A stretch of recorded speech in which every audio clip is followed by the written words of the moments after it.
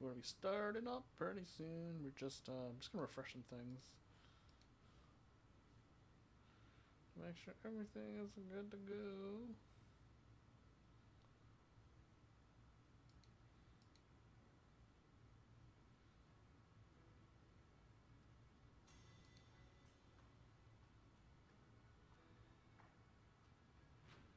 YouTube chat is down.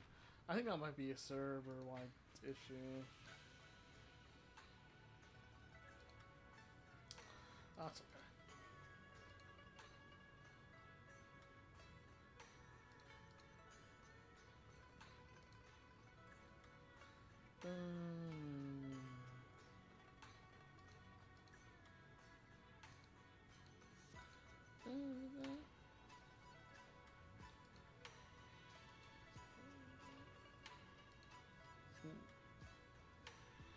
Hello.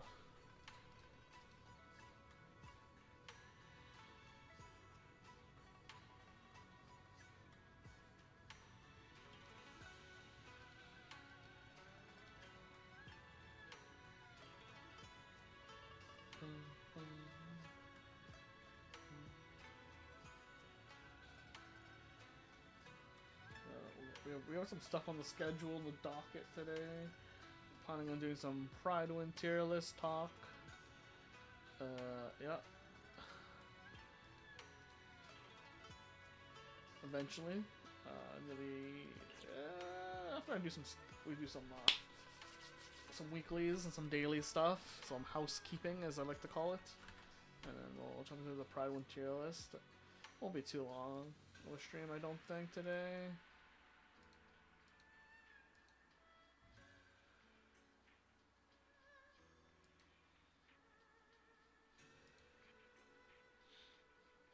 Not at all, not at all.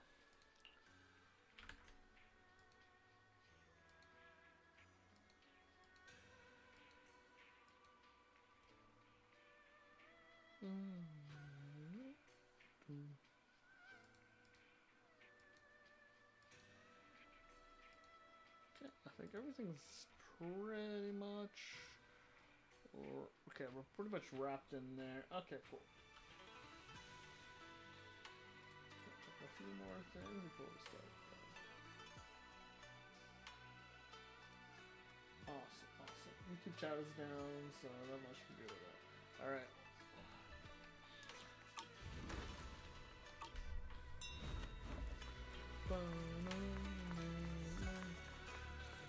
I'm coming right in. Hope everyone's having a lovely one today.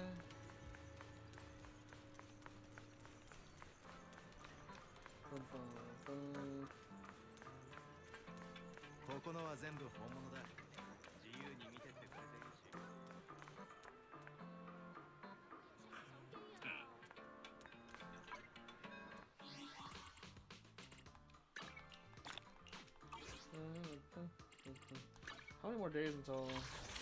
Ooh, 6, which is roughly a week left, eh? Week left.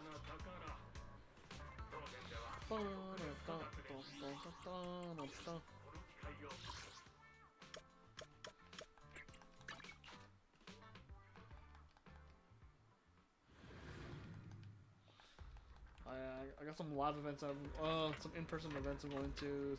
Probably Saturday. There's a local meetup for some fighting games I'm gonna go to, most likely.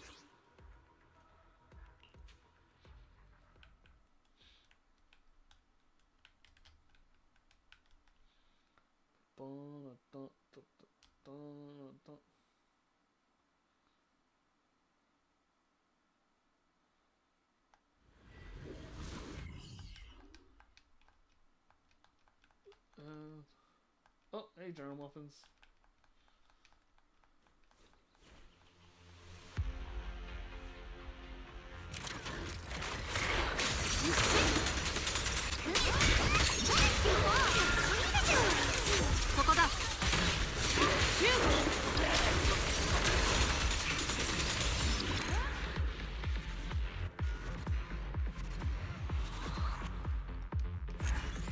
had a pretty good timing.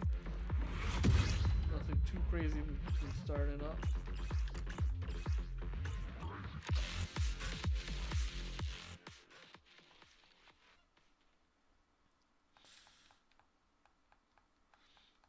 Today's the day I'm going to talk about Prydwen, even though I know it's going to change in 7 days.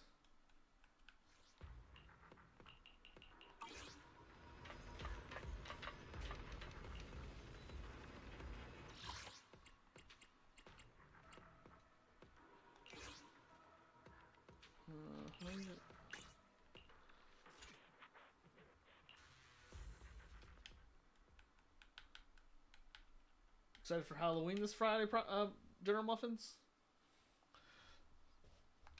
Got big plans for Halloween?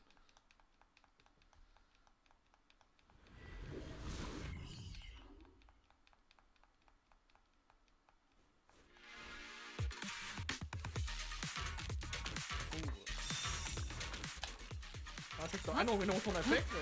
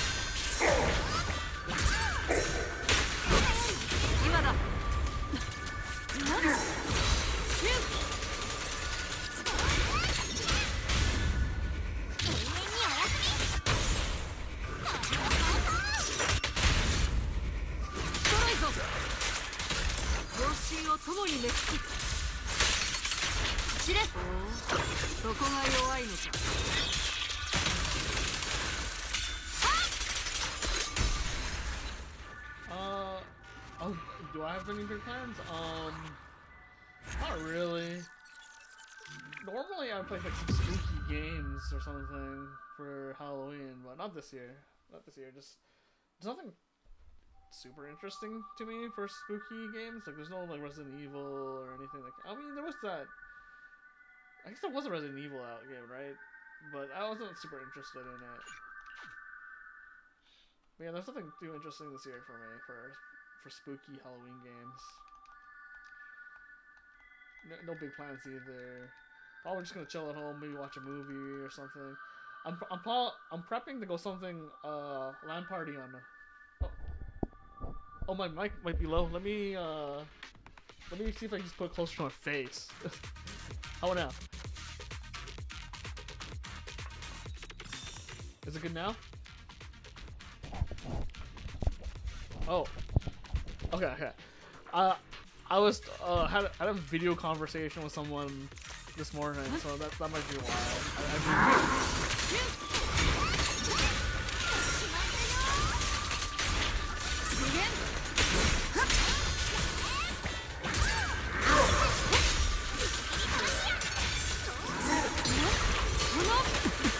But yeah, no big plans. No big plans. Not today. Not this year. Usually I would with some big spooky game for Resident Evil, but not this year. But I do have plans on Saturday. There's a local fighting game LAN meetup on Saturday for first LAN tournament. I'm probably gonna go.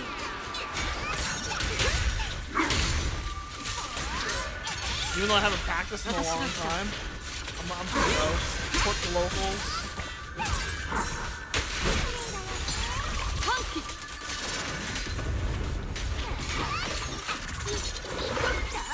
So yeah, I'm probably gonna do that on Saturday. Play some fighting games, get beat up by somebody way better than me, just chill and hang out, and then show up for a stream on Saturday. It will be a good video for the YouTube,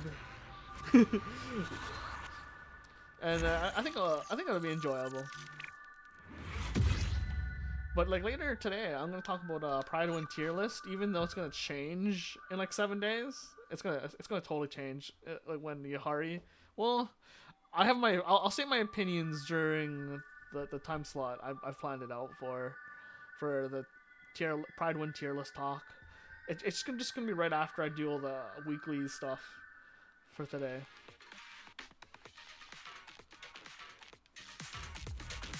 To get people ready for Yahari.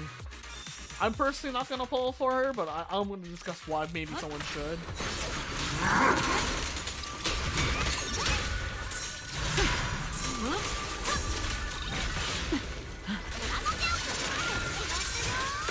Like, say my opinion, like what I think Yahari's gonna bring to the tier list.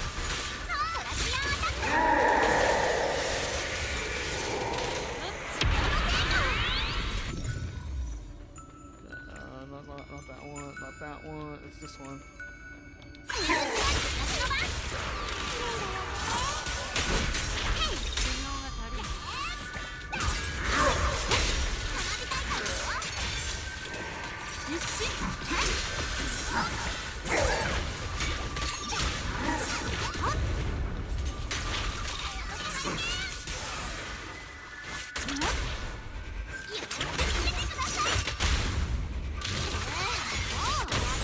And yeah, there's some other stuff I want to talk about, but like, I'm not allowed to talk about it yet.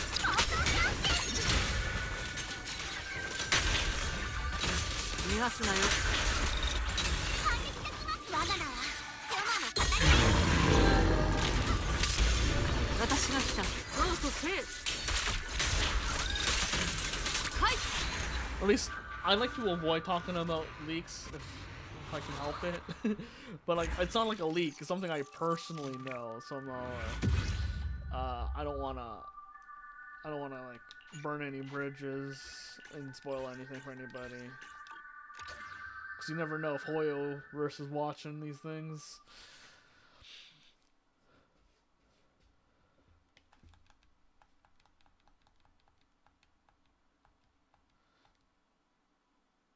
Even though I think they kind of don't care if people leak stuff. But I kind of want to get in their good graces, so I'm not going to talk about it too much. Except for like, yeah, I'm excited for the next few patches coming out. That's all I know, because everyone knows what's coming out soon.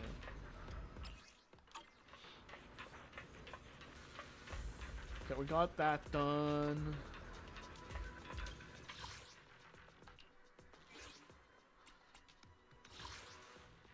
Oh, they changed it. Did they change this yet? No, they did not. That's in 6 days. That's cleared already. They haven't done any more story operations recently. Wish they continued that, but maybe they're just too busy with other stuff. Let's see. We'll do that one. We don't have.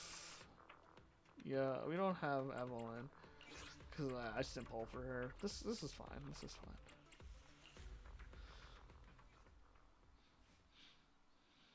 Okay, we'll do the Hollow Zero stuff, and then I think that will be everything. Well, I think so. I'll just double check on some other stuff, and then we'll talk about Prydwen and the tier list.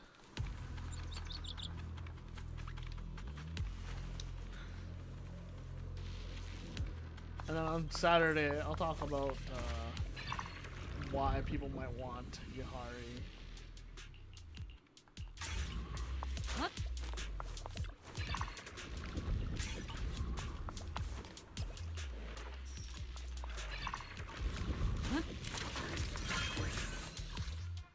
Okay. What?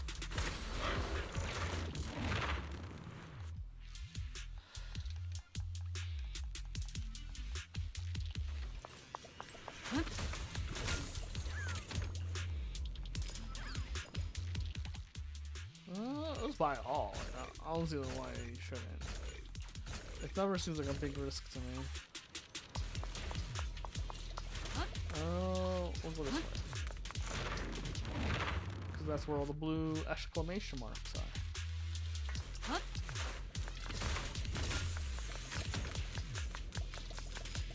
Alright.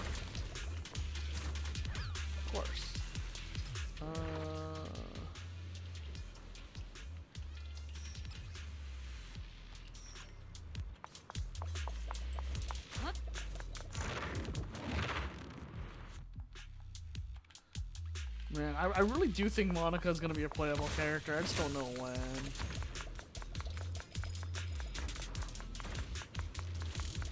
I'm pretty sure she'll be part of Stars Elira.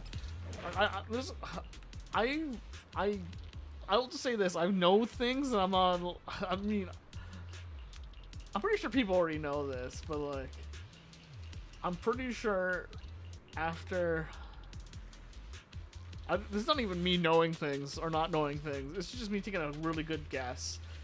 Once the finale of season 2 comes down, I'm pretty sure we're going back to the city. I'm pretty sure. I'm betting on it right now. Like, I don't know anything too privy about the future. I really don't.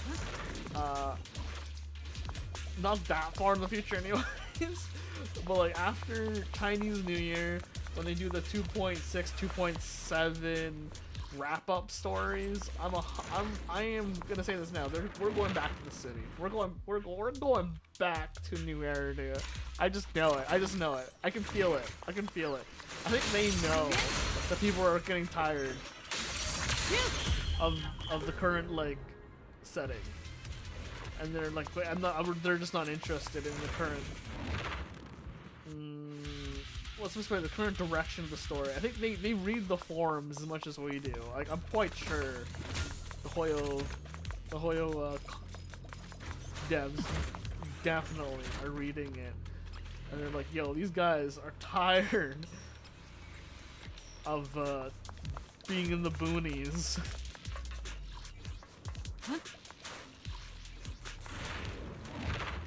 I just know it. I just know it.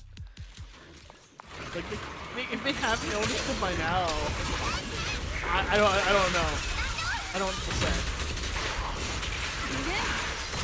That's my copium right now, is like, they must know that we are tired.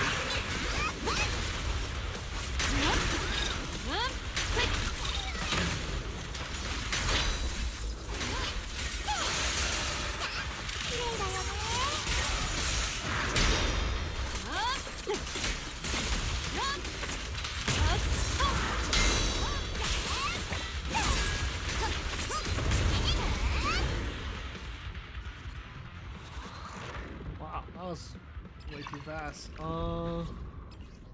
But yeah, no, I feel like they know. They have to know. Especially with the... the only reason I say that is because they tease... they tease Chinatsu of that group that I mean of idol group. At least they teased that this character could sing. So I'm like, okay, where do you find idols? Not saying you don't find idols in the boonies, but like typically to become an idol of any kind, if a singing idol, acting person, or anything, you find them, at least in my opinion, in a big city. And the only big city in the ZZZ universe or Z3 universe is New Eridu. So I'm betting quite a bit on that. Well, I guess I have to, this is inefficient, but I have to. I'm betting on that we'll be going back in the city to meet Chinatsu and her faction. Also, she has to have a faction. She's a little too detailed of a character, unless we have another Sarah situation, right? So. Yeah. This one is better. Quick damage. Do this one. All squad members. Wait, well, that one's useless for me. This one's good. This one's good too. We'll refresh once. Okay, that one's good, I guess. Okay. Yeah, that's just my opinion on that. I was talking to a few other people about why we want to be back in the city so much. It's because you don't get a lot of games that have an urban aesthetic. Because ZZZ, it really is. It's like playing an anime game. Like, well, not playing an anime. Maybe that's not the right word, but like, playing a game that's like an anime. It's like, yeah, these people have special powers, and this world's built around those special powers. So it makes me very like interested to like, why are we not in the urban city?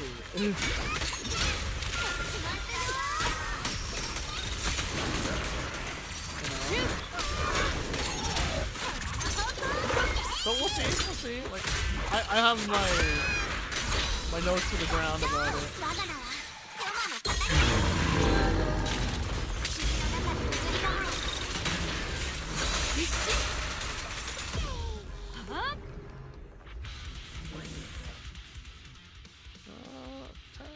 Technically, okay, I mean, I guess that one's good. Oh, this is a two-parter. Right, it was a two-parter.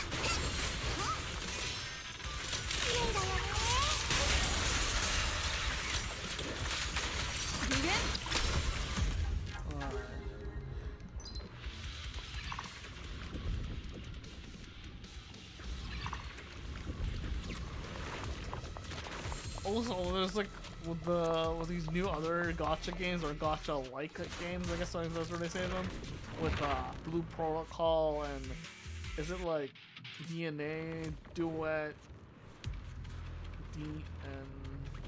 is it Duet something Chaos or something? I can't remember what it's called. I can't remember.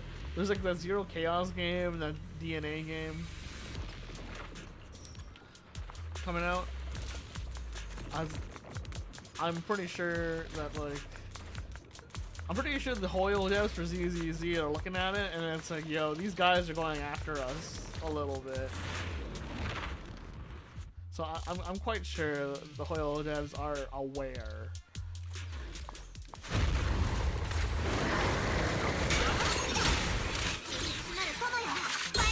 I'm really weirded out.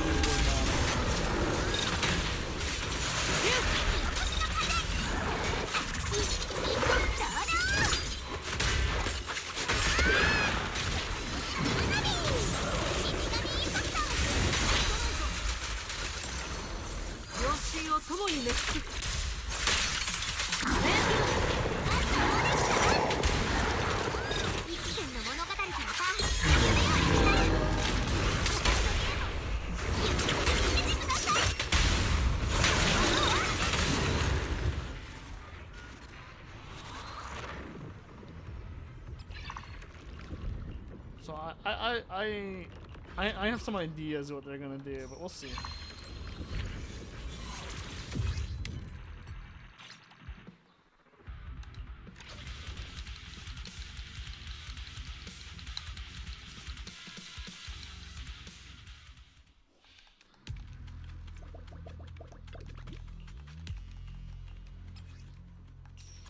Oh, that's what I forgot to do too. I need to do the Monato thing. Ah, it's okay.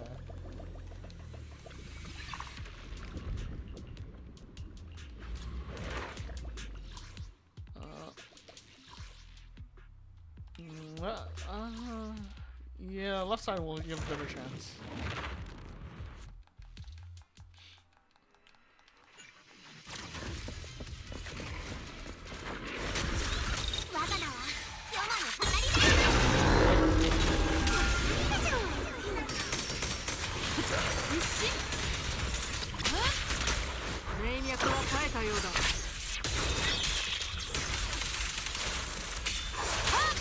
Oh, what's Prydwen?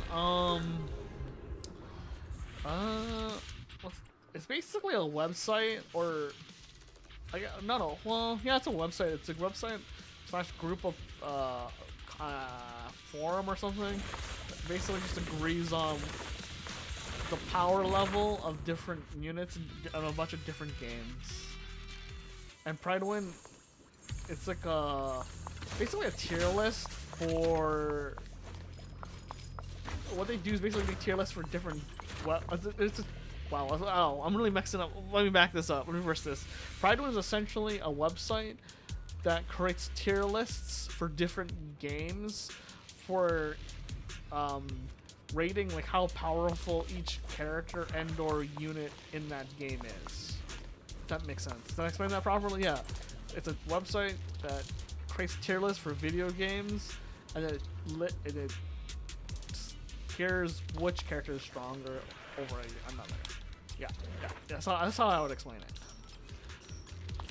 And we'll be talking about that. It's basically just it's generally what people who play gacha games and like other games of the sort, they generally go to this website and be like, hey, yo, this character's stronger than that. But sometimes they're wrong, to be honest. I don't agree with a lot of things they say, and a lot of people don't, to be honest. But generally speaking, Prydwen, they're generally correct. If someone were to ask me, they're generally in the ballpark of like, hey, I would agree with them with a few caveats. And that's how I usually think about them. If that answers your question. And we'll discuss that after I do a few housekeeping things here and there. Because it's going to get pretty intense. Because it's going to be a lot of discussion. It can be pretty intense. Some people get kind of... I mean, I don't have a super big channel here, but I do know like people get pretty riled up whenever you talk about tier listing characters in a game. People get riled up.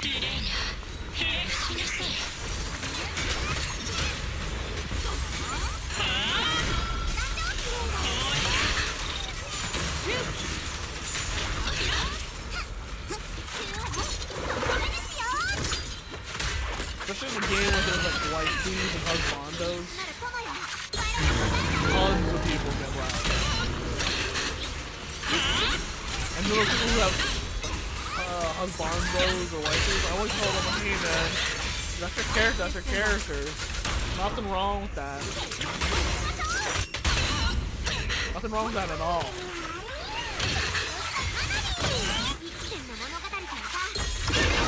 Just that it's not the most optimally, by definition, strongest character in the game.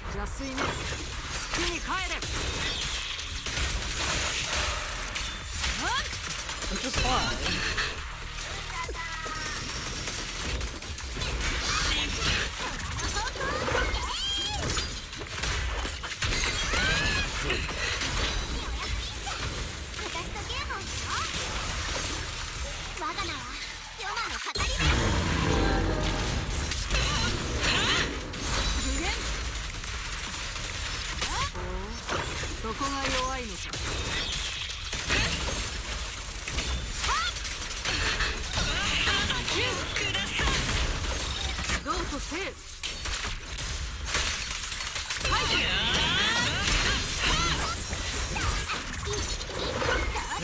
Ulting like crazy here. Under just non-stop ultimate. Alright, I'll do another run just in case I got all the merits. 900, okay, 900. It caps at 900 per week, so. Typically. And then, I think there's a few things I want to check before we talk about Prydwen.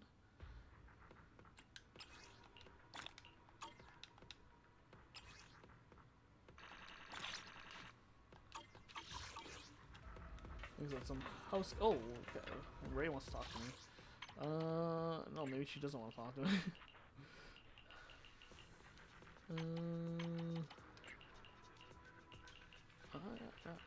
No.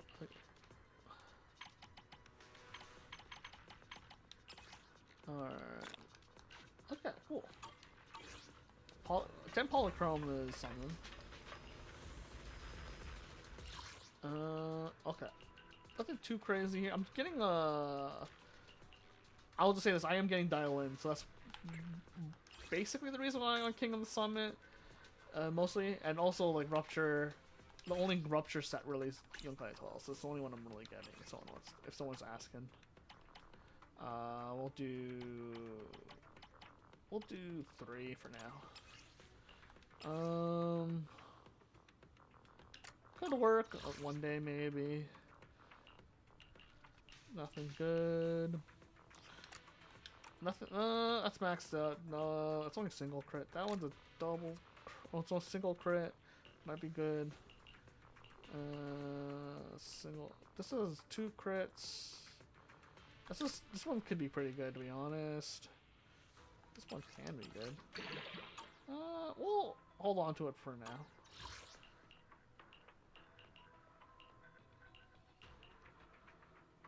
Yeah, I mean, disc 5 is always rough, to be honest. Yeah, that's not bad. Oh, we can cross that out. Oh, we can check this now. Ooh, that's terrible. I mean, most of the time I'm looking for double crits. That's not really a double crit per se, but it's a main stat crit rate, so you can't get another crit rate. It's substat, so that's pretty much as close as you're gonna get for a disc 4. Yeah, that's pretty good. Hold on to those 3 Victoria Housekeeping cards.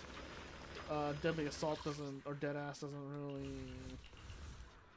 reset until Friday, and I'm probably gonna save that for Saturday.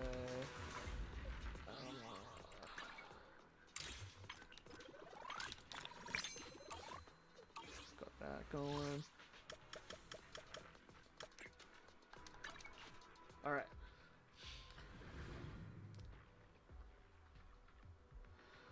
Technically kind of broke. Because I built 3 characters in a row. Okay. And then we'll do this and we'll talk about Prydwen.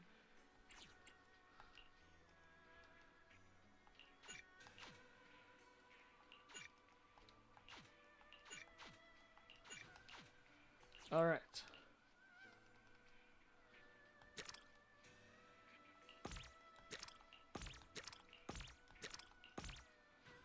Okay.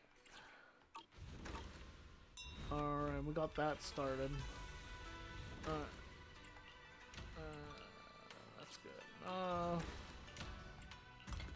And that's good enough. Okay. Cool. Cool. Alright. We're gonna... I think we want to do one more thing. Yeah, we haven't maxed him out. I'll do this real quick. Get a new urban legend investor going on? No, what cozy event? That's not a cozy event. I think I uses a lot of dots. You're only telling me your worries now. I'm ready for we'll get some delicious fish. Let's go to Hot Pot Simmer.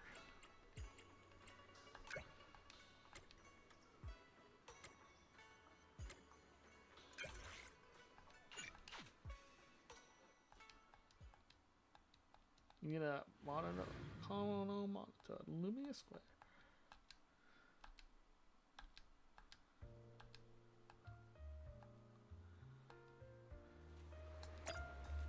Oh, you're here early. Acing on UT. Just ran off a moment ago. Never seen them this fired up before. I guess that's the magic of Hot Pot. Let's hurry over.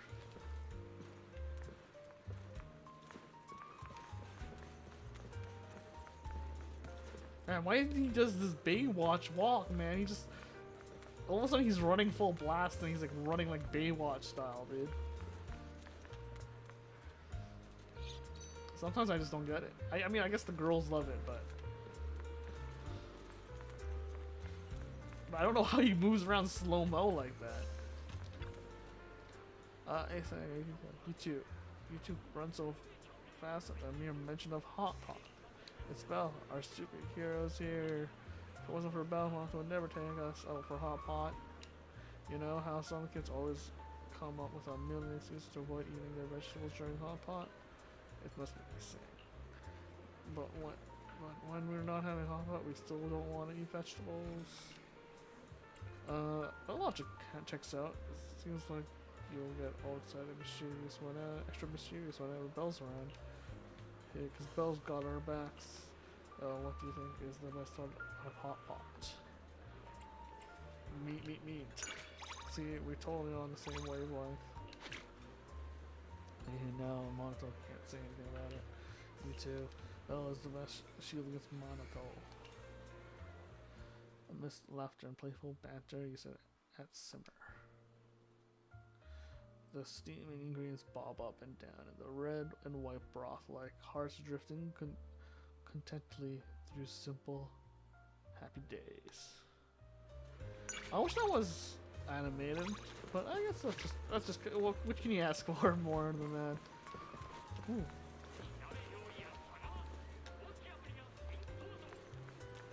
Alright. Why is she there? Oh, the food blogger girl. Alright.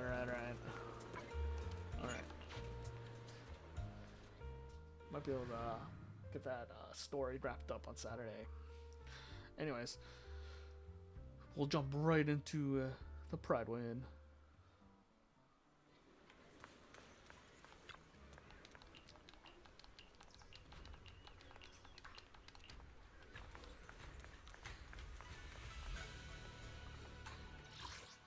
Alright. Alright. Let's get good music going. We'll switch. We'll shift over to. Well, let's shift over to the house. Let's put some music on while we're doing this, because some background noise. Because if we're all we're listening to is just my voice, it might be a little boring. Let's do something.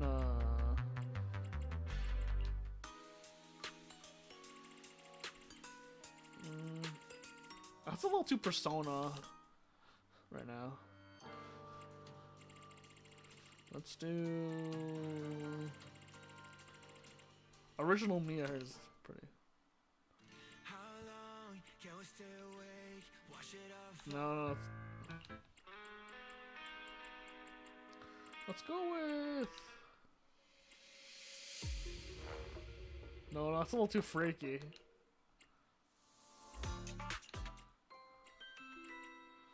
No.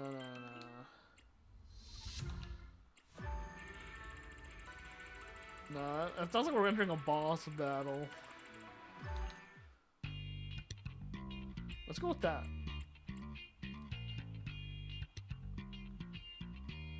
I think that's good. We'll do that. Alright. Alright, so we're gonna switch over to Prydwen real quick here.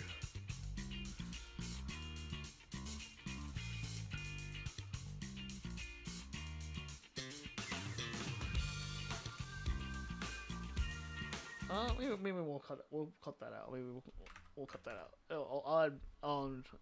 Maybe we'll just cut that out. Let's see here.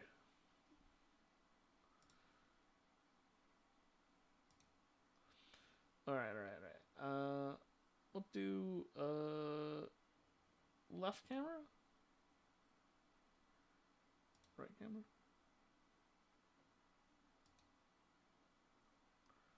Oh, I have to. Oh, it does this.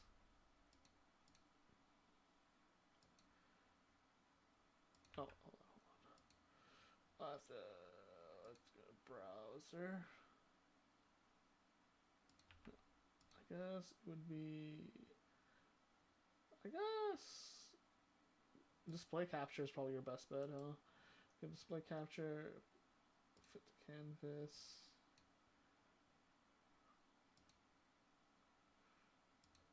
Alright.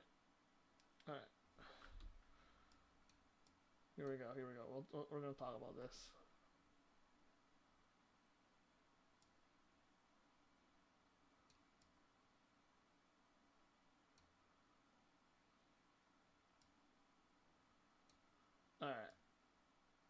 that looks pretty decent in my view. All right, so this is Prydwen. Oh, it's a tier list. Essentially. Oh, I don't know why this is here. Let's move that out there. So anyways, this is Prydwen. We're gonna be talking about Prydwen here. So essentially, it's just it's a tier list site for basically for a lot of gacha games. We're doing it here because I don't know. I find it interesting, and with new character coming out around the corner in 7 days, roughly, I think it's a good time to talk about it to see how I think the character is gonna rate and stack up with all the other characters coming or currently in the game. I mean, and check this out. So we got some updates here about like what the tier list is about, typically speaking. If it's made by the community, not really. General Muffins. It's like it's a consensus made by. I'm actually not sure who actually makes this, to be honest. It's made by like Prydwen, I guess a website. I don't know if it's based off of their community exactly, but it's based off of this website's opinion. I want to say it's based off of their community. It doesn't really say, but it does have different criteria and rules for everything, as you can see here. The primary DPS, secondary DPS, stun, support, which falls under. It tells you like why and how they're going to rate something, and other special tags. And like this is like they try to like give you every like reasoning that they have why they do certain things, and they also have like a change log of when they ever do updates. Usually, it's every update happens every patch, or when I say every patch. So whenever it changes to one, let's say right now we're in 2.3. When it changes to we're 2.3 first half, and then it comes to 2.3 second half, for example. That's when they'll change it. So that's right now we're in 2.3 first half. They'll add Yadhari, and that will be the second half, and that's when the next update will happen. So right now, Prydwen has basically decided the top tier is Miyabi as an anomaly quick swap DPS as the best, as one of the best characters in the game currently. Under the frost element and just as in general best just DPS in the game. And then there's Yishuan over here as also an M0 with her Wenjin at T0. Meaning these two DPSs are the best DPSs in the game as main DPS. Both quick swap DPS. One sheer damage, one anomaly damage, which basically just rupture and an anomaly. And then the best secondary DPS currently is Vivian as M0 W Engine 1. And then this is where it gets kind of weird because it's kind of like what's the best way to say this? Crowded in the top support spot, and I can kind of explain why, from my personal opinion, and I think from their opinion, for a fact, Astra Yao. 100% best support in the game. Still, she can support anomaly. She can support attack. She can support rupture. She supports all three types of DPS currently. Like bar none, best support in the game. She heals. She has a good attack buff. I think it's like 10,000 or something like that. Or that's a 10,000. I can't remember the exact number off the top of my head. It's just really strong. She can heal. She allows you to quick swap assist whenever you kind of on demand, whenever you kind of want. Really strong, best all around support in the game. I can't wait for attack specific support because I'm attack biased. A lot of people in the game are anomaly biased, and soon some people are going to be very rupture biased with the new meta coming up. I'm quite sure. But right now the game is like mostly anomaly biased. I'm one of the few attack biased people in the game. Well, I would say attack biased. It's more like I just enjoy attack. I just enjoy attack units a lot more because I like the playstyle more. But that's neither here nor there. And then we're moving on. We go to Jafufu.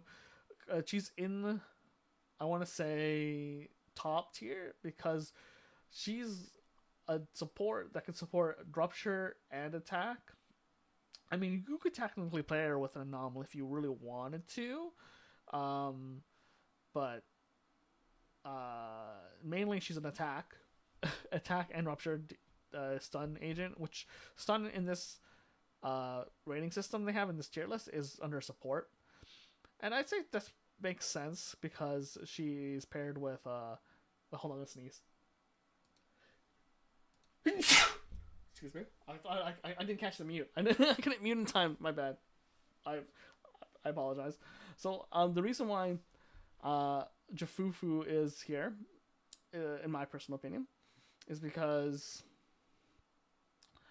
she does support attack and rupture, but mostly because she supports rupture, and her best in slot teammate right now is Yishuan, and her benefits to Yishuan is very good because Yishuan likes to alt, and she has 2 alts, so the more she can alt, the better it is for Yishuan. And then you have, I mean, she also does some other stuff, but I think it's mainly because she is able to help Yishuan alt more often, and it allows Yishuan to have more field time because Yishuan is definitely a field hog. And then you have Lighter. I don't know if he should technically be up there, especially you see like these eyeballs they have at the top here. It means that Miyabi and Lighter are kind of on this watch list. Miyabi, the game is definitely, the devs are trying to downplay Miyabi. Not downplay, maybe it's not the right word to use, but like they're definitely trying to say Miyabi's been so powerful for so long that they need to pull her down a bit by making more bosses more challenging for her, as in the bosses are less ice weak, they're harder to freeze, they're harder to anomaly I think it's anomaly disorder that's the word I'm looking for. So like they're trying to make it definitely harder for Miyabi to like just wreck house. And the problem with, I would say this, most people that play Miyabi, she doesn't really bring anything to the table except for just a ton of DPS, and she freezes the enemy. So like and she's easy to play, but because she has like two parries, and her dodge is pretty insane because she can long dodge, and then the long dodge basically moves you across the map. The stage, like if this was the stage, and you were here on my left hand, and then this is my right hand, you could just teleport to my right hand. Because that's how far it was. It was just this large jump. She was just like flash stepping all the way all the way across the map, which is insane. And then Lighter, the reason why Lighter's being too bad is because like there's no fire. Lighter is really good when there's a fire and or ice weak boss, but also if he has a strong fire or ice DPS. And there hasn't been too many fire/ice DPSs that have been really strong, and he takes up some field time, which can be annoying for some characters. And the other thing is,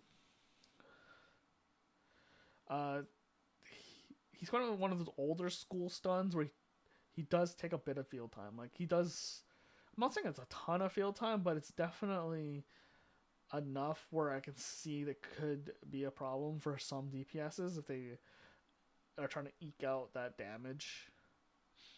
But yeah, there hasn't been too many fire and or ice weak bosses recently. But I think he will be still relevant. It's just I don't know if he should be tier 0.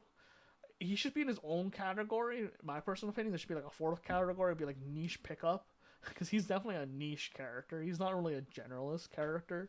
He's not just a character you can just slap into a team and it'll be good. It's like he's good in specifically like 2 situations. There's 2 situations he's good in, and one of them is like really good, and the other one's like god tier. Because it's like if he's on a fire weakness boss with a fire DPS, it's gonna be insane. The damage is gonna be insane. But if it's an ice DPS with an ice weakness with him, it's not. I'm not saying it's not as good, but it's still good. It's just not as crazy as you would think it would be. And then you have Lucia over here. Lucia is a new support for Rupture. She's S class because right now Yishuan is S class.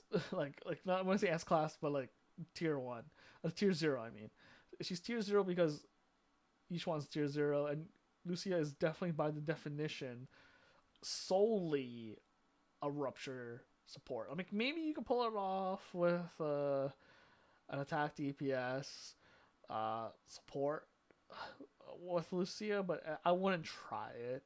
I wouldn't recommend it. You could maybe pull it off, but it would be you would have some. There's some better options. Like you could definitely just use Nicole. You can use Rena. You could use Lucy. Even like there's definitely some options, and you can use like Astra. Right? There's some just better options than just using Lucia for that. And I think Lucia will have a lot to give once there's more Rupture agents coming. And then we have Yuzaha right over here. Yuzaha is really strong. Like, surprisingly, she's more flexible than what people might think. She's an Aftershock anomaly support, but I would even say Lucia's Aftershock support, to be honest. But the big thing here with Yuzaha, which I think she's more flexible than Lucia, because she actually can technically buff attack agents. Technically speaking, attack agents kind of do like some of her buffs. It's not like it's a big deal, but she's not super specific like Lucia. Yuzaha can be used with attack and anomaly. Just it won't be as great with the attack, and she's really strong with her buff. I can't remember the top of my head with her buff. I can look it up, but I'm quite sure we all know who it does. Like we all have a pretty good idea what she does, and it's really strong. I think Lucia, Astra Yao, and Yuzaha, and Jofufu are pretty much justified to be up here. Are pretty justified. I'd even move up, to be honest, Trigger into tier 0, personally. We'll get to that. Everyone here, except for Lighter, I pretty much agree with. Lighter can move down to 0.5, in my personal opinion, just because... I mean, I think they kind of agree with me on this one. Just because he's still really strong. It's just... I just think he can move down. And Miyabi, I think she's still super strong. I don't think she's going away anytime soon, but I can see them considering her moving to 0.5 now, but like I'd wait maybe a couple more patches before moving her down. Later for sure I would move down to 0.5. So moving on to 0.5, we have Alice, which of course anomaly quick swap DPS. 100% agree with this. She's super strong. I wanted to get her, but it was kind of just unlucky. Just didn't get her in time. But she's super strong. She pretty much plays like Miyabi. There's a little less drawbacks to Alice compared to Miyabi. Of course, she doesn't do as much damage as Miyabi, I think. But and she probably doesn't carry as many teams as Miyabi. But Alice, as long as you meet a few conditions, as long as it's not like a physical resistant boss, I think your 5's neutral, and you pretty much wreck face. There's not much stopping in Alice, and her conditions to activate her long hold skill, where she does a symmetric the star.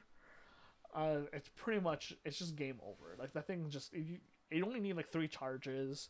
It's super strong, and she's super easy to use, super versatile. And even at M0 with the Wenjin, I think there's not much people can do about it. And then obviously Soldier Ambi, my favorite character in the game currently. Probably just behind Soldier 11, but Soldier Ambi,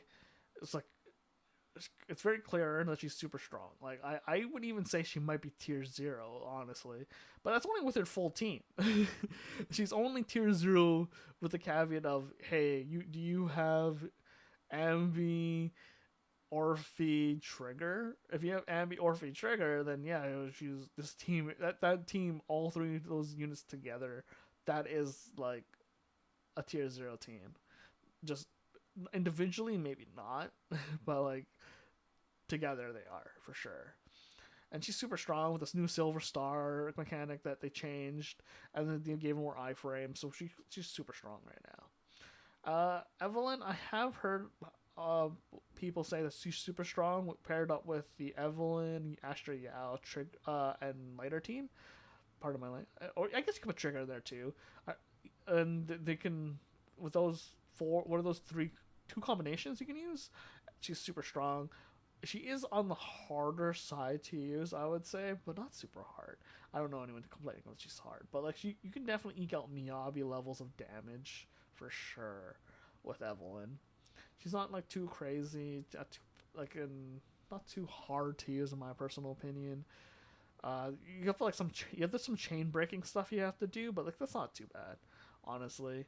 Once you get the hang of it, you watch a tutorial video a few times and you practice a few times. I'm pretty sure you can get it less than like a couple days at most. I think when I was trying to learn how to do it, it only took me like maybe a night to learn how to do it. It wasn't too difficult.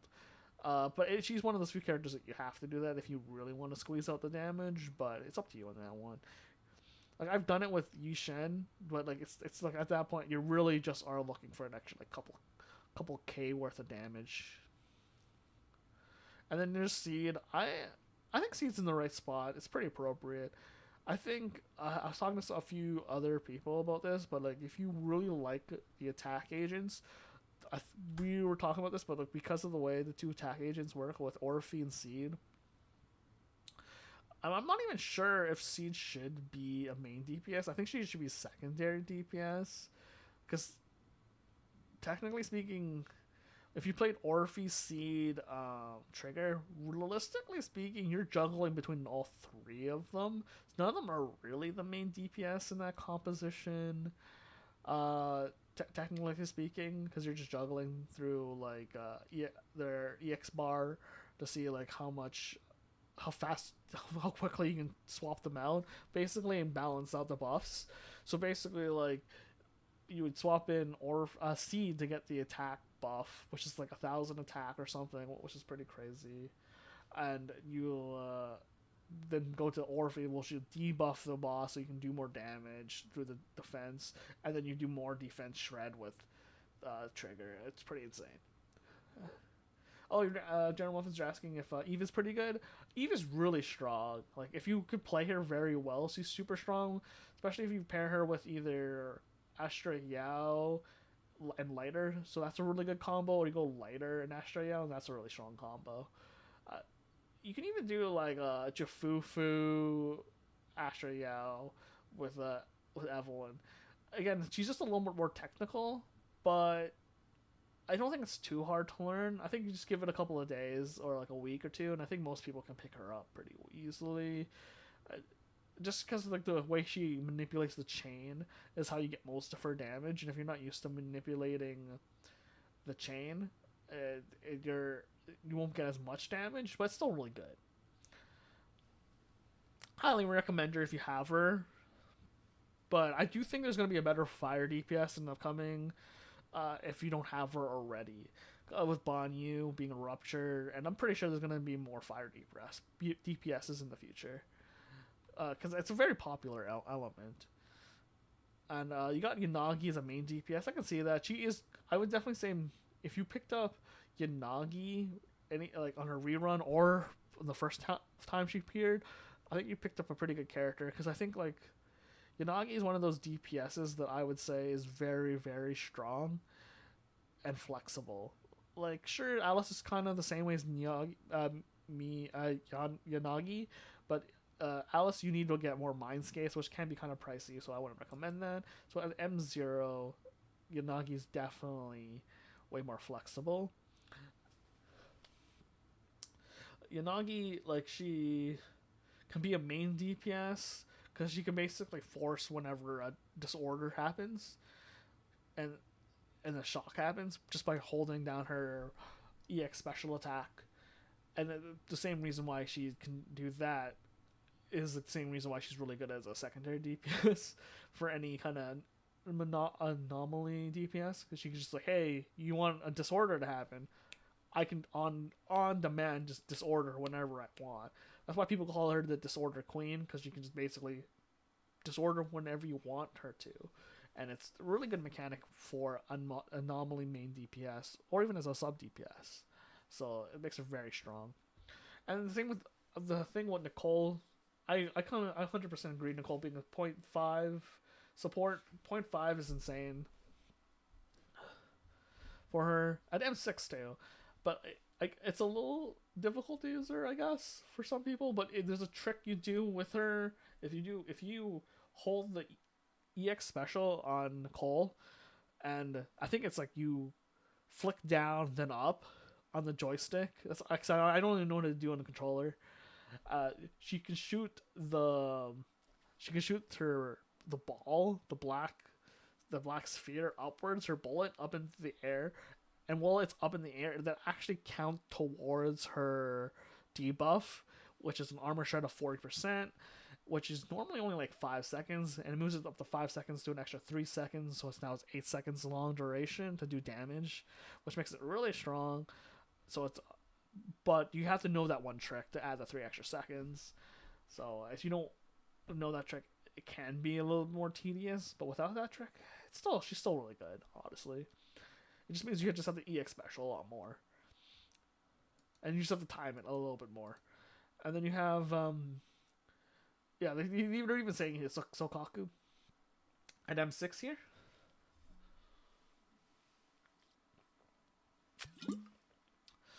With Sokaku at M6, you're basically like Sokaku M6 as Miyabi partner. It means you're doing like Freedom Blues on Sokaku, and you're planning on freezing and or disorder anomaly bar filling. So there's like this round circle near the HP of anomaly bosses you're trying to fill up, and Sokaku will really help you with that. And she has a high chance of freezing when she's trying to do the 3 charges on her banner move that gives you the attack buff, which can help you extend the stun window. So that's very useful for Miyabi, and currently how people play Miyabi. And come on, it's Trigger. There's not much to say there. She has a defense shred, super strong. It's defense shred doesn't come with just Trigger. In just Trigger's kit alone, you do need the W engine. But besides that, Trigger's like probably one of the better characters. She basically does what Nicole does, but with less of a worry of a timer is the best way to say it. And yeah, like you don't have to worry about the 8 seconds thing, and you don't have to worry about doing that little trick shot thing, which is not that too hard to do, but you don't have to worry about it as much. And she basically does the same thing. There's just less upkeep needed. Not much to say there. Just a fully deserving spot at 0.5. I would even go far to say she probably deserves to be in tier 0, to be honest. Because she can fit in so many teams. Like she can fit in with Yixuan. She can fit with any team really. There's no team like I would not put Trigger in. Like any team that needs a stunner, Trigger pretty much fills that role. Now this is where it gets kind of interesting with the T1 characters. So I would pretty much agree with this. Ellen being tier 1 after the buff makes sense. I don't know why they're fraud watching her. There must be a reason. Let's see why they're putting her under fraud watch. Ellen Zuyan. Ellen was capable of performing significant endgame damage, having kept up with other users, placed in T1. We're not moving it down immediately, but they're just keeping an eye on her because. But it's yeah, I can kind of see why they're putting these two. Okay, so basically, Ellen's being put here with the fraud watch basically, because like they're assuming like because she can't keep up with the nuke agents, but you have to say like there's not been a lot of Ice Week monsters, and she has like the problem of being the same Ellen as Miyabi, so she's gonna run into the same issues with just less damage and while being attacker. So that's the problem there. I mean, she's not as good as Hugo. But I still like playing Ellen because of the gameplay is really snappy and fun. And Hugo, I mean, what's to say? Like, Total Eyes is such a cool mechanic if you have two stunners. So if you have two good stunners and you don't mind playing a burst style DPS, Hugo is your go-to there, like right now, because he will just like in the stun window. I feel like you need 100% crit rate on Hugo though.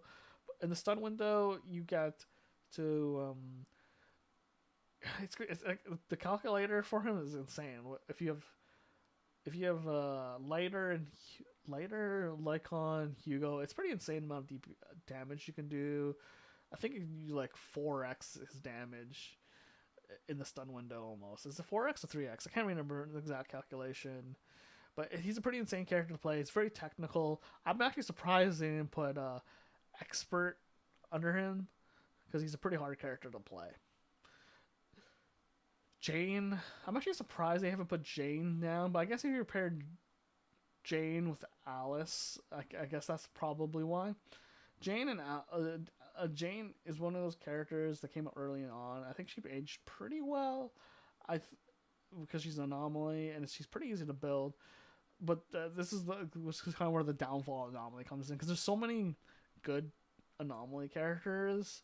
Eventually, the game was going to move away from Anomaly, and I think Jane's going to be moved down to a 1.5 because of that eventually, when we fully settle into the Rupture meta.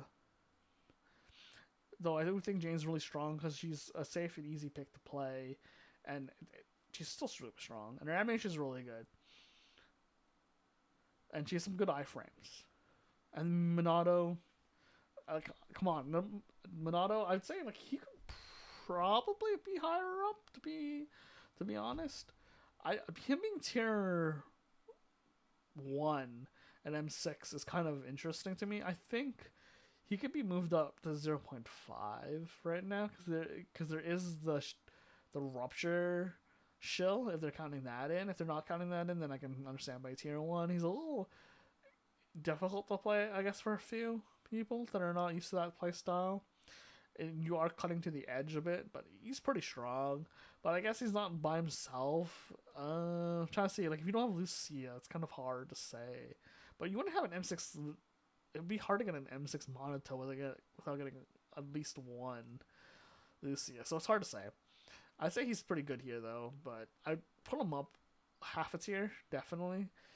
He's really strong. Can't not much else to say. Like, he's just super strong, super snappy, and he's Rupture. Like, and he's gonna get shielded more often.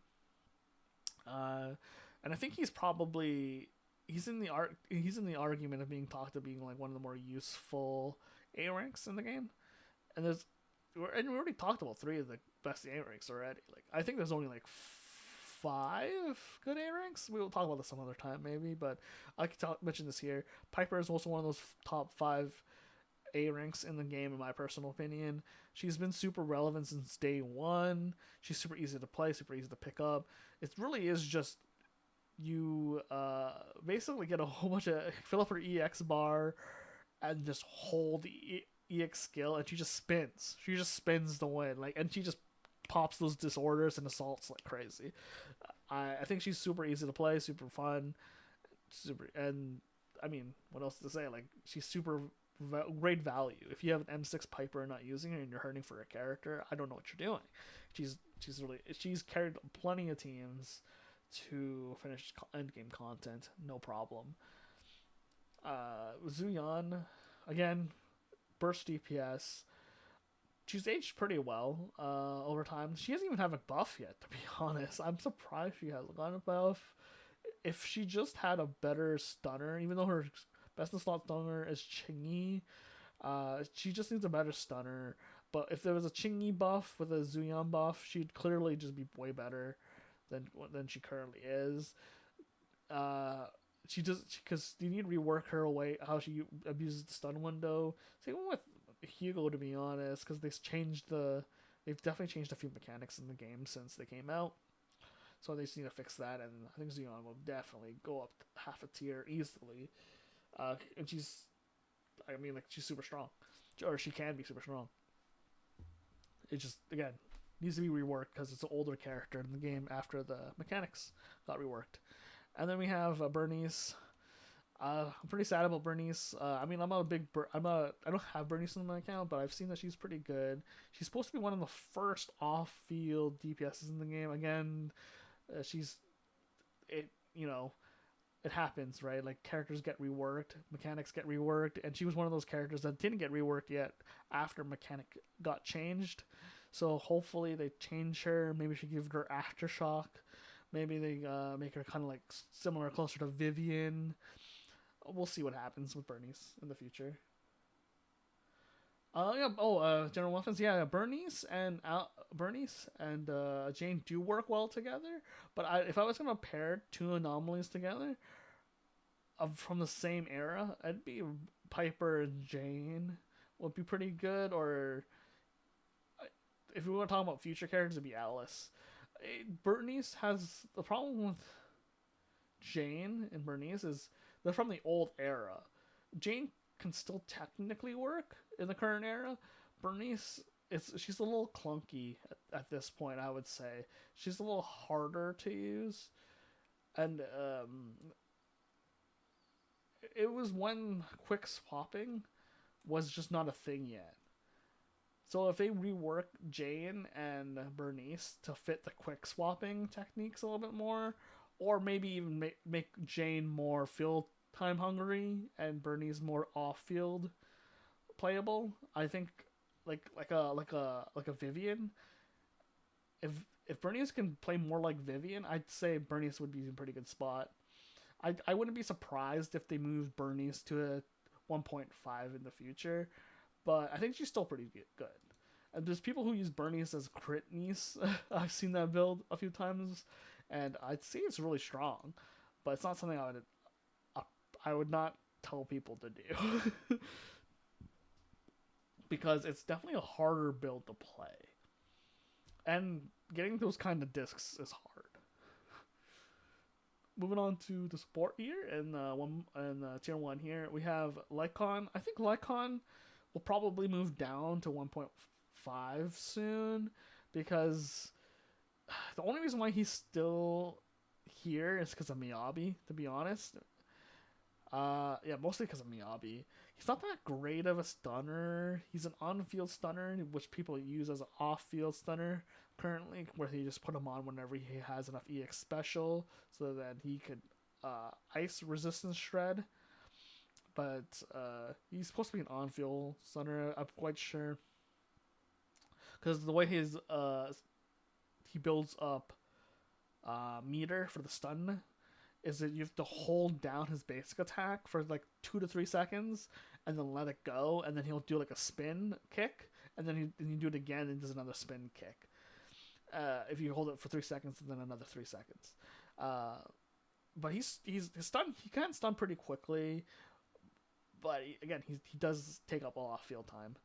So I do think he would be knocked out at 1.5 as soon as there's another ice stunner. Or more stunners in the game, because currently I think there's 3 stunners with the 3 supports. Yeah, there's not too many other S-class stunners. I mean, there's 4. There's 4 Chingy, right? So, and I think Chingy will get a rework eventually, because again, Lycan and Chingy here are just kind of from the old era, so they are a little different.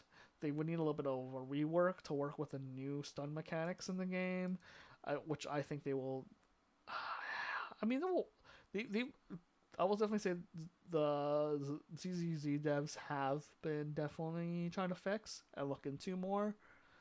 I don't know when they'll check into it, but there has been a good pattern that they have been reworking some agents, so I'll definitely would look forward to their rework on Lycan and Chingy, or at the very least Chingy, because Chingy really needs it. Chingy's Zuyan's best partner, and if Chingy can get like some sort of rework that helps Zuyan, that would be very appreciated, because Chingy definitely needs it, because the stun wheel is totally different now. And she's one of those unique stunners that we don't see a lot, because we have I would say this right now. We have two aftershock stunners. Basically, you just do like a couple of things on them. Some I like to call homework, where you do like an EX special, and or you build up the EX special and then use EX special and then pull off, and then you have a quick swap DPS like lighter, which will like basically you just stun really quick as quickly as possible, and then you EX special, and then you just get off of that character. Like and then you go back and you do it again once you have a stun window. He's kind of a field hog as well, but like he stuns so quick that it doesn't matter. Chingy does something similar, but she's an on-field stunner. If they upgraded her damage on her, because like you actually have to be on her more than you're on Zuyan, because Chingy will be on field like 90% of the time, and then the 10% of the time or 5% of the time you're on Zuyan trying to like just burst out. You're just kind of like just unload everything in that stun window, like everything, like your ultimate, your all your EX special meter, everything. You're just trying to unload everything. So I think if they fix her, Zuyan might be fixed at the same time. Who knows though? Maybe give Zuyan 2 ultimates, just kind of like Yishin. Who knows though? I don't know what they'll do there. But they definitely need to change these 2 characters for sure, because these 2 characters were really fun. I was kind of jealous of people that got Zuyan and Chingy when they first came out, because dang, that was a good combo. We're moving on to tier 1.5. We have our boy Haramasa. I actually don't play Haramasa. I was going to play him because he's so cool, right? A guy who has a bow that turns into 2 swords. I mean, it's a cool mechanic. Sadly, I already have I have 3 lightning DPSs. I have a 4th. It's kind of insane. Also, I do think he kind of needs a rework a little bit, just kind of like Zuyan and Hugo, just because again he's from that old era. Even though I know Ellen and Jane are kind of from that old era, it's just like Jane still kind of works, Ellen still kind of works. Ellen just needs a better stunner and a better support. That's all Ellen kind of really needs at this point. If she just has a better stunner and a better support, I think she's fine. She just needs ice dedicated support, ice attacker dedicated support, and an ice stunner support that's dedicated to attack DPS, which I don't know how that would look, but I definitely can see it. And then she would be a lot better. But right now she just doesn't have it. What I think Haramasa needs, Haramasa already has a Chingy, but Chingy needs a rework. But the problem with Haramasa is that he's definitely one of those ones that need an expert tier tag, which he does, because he's especially with Hugo. These 3 definitely need expert tier, because they're a burst DPS. They should really say burst DPS under here, where like all your damage is gonna come from that burst window when you stun. So you really need an on-field DPS dedicated to you to basically get to the stun window every single time to and then you have to basically just generate. You're just like a battery being charged by the stunner, and then the only time you come out is when your stun window comes out, which is fine, but you just need more reward for doing that, and I just don't know if there's enough reward for it currently. That's the biggest issue with them compared to like an on-field DPS. And when there's no secondary DPS in there, so we're just gonna move on to the supports. And I do think Caesar's really strong. I think Caesar can be put up into tier 1. I do know why they put her down here though, because you don't really need a shield right now, because man, DPS just wreck face so hard right now that like having a shield doesn't really do anything. And her attack buff is not that strong, because you get a better attack buff from Astra Yao. I think it's like 10,000 here, and then I think Caesar's just like 1,000, and I think Lucy's just 1,000 as well. That's why she's down here. It's just we're all 1,000 shield. It's a 1,000 defense shield, and she gives you 1,000 attack or something like that. And then she gives you the shield also allows you to have anti-interrupt. So basically, whenever a boss hits you, you don't it doesn't interrupt one of your moves. So like let's say you're getting hit mid attack, your attack will still go through, and your character will ignore even getting hit. Right? Well, because you still get damage technically, but it will hit your shield. But your character doesn't flinch or like get interrupted while moving, so which is very powerful if you just want to ignore certain mechanics in the game. Certain mechanics in the game just want you to get hit. And then Lucia, not Lucia, Lucy. There's two characters, basically the first two syllables. I think Lucy will be better if she ever gets an S rank version of her. Oh, I think wait, hold on. I skipped Penny and Pulchra. Penny only exists because Yishin exists. I'm trying to say this, but Penny is only good in M6, and he's only good for Yishuan. Even if you played it part on with Monato, it'd be a pretty rough ask, to be honest. He doesn't really provide anything except for more damage for sheer. He doesn't even provide a shield, so it's kind of hard to say anything. That's all I gotta say about him. He doesn't even do that much DPS. He's not that great, and he doesn't even do stun window stuff. And then Pulchra, I think she is the 5th best A rank in the game. If you need a stun DPS, a unit for stun support, she's like your best bet. She has a pretty good stun ratio. She's aftershock. She's pretty much everything you would like in a stunner, without like some debuffing. Hold on, I'm gonna sneeze again.